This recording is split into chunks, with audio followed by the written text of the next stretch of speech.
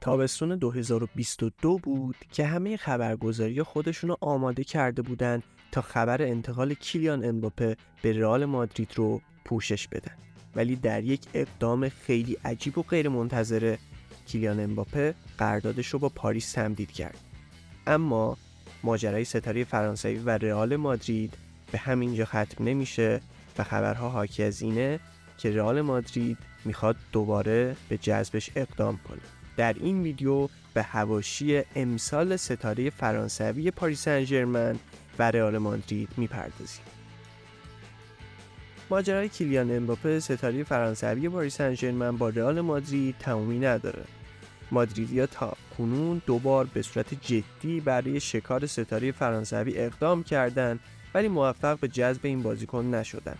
در جدیدترین خبر در این زمینه رامون آلوارز خبرنگار اسپانیایی اعلام کرد کیلیان امباپه با فلورنتینو پرس رئیس باشگاه رئال مادرید تماس تلفنی داشته و از اون به خاطر رفتار خودش در تابستون گذشته عذرخواهی کرد.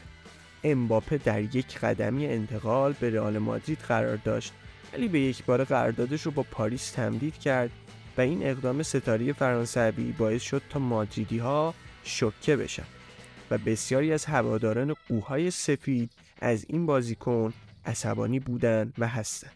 اما به نظر میرسه عذرخواهی امباپه از باشگاه رئال مادرید باعث شده تا انتقال این بازیکن به برنابئو فاز جدیدی به خود بگیره.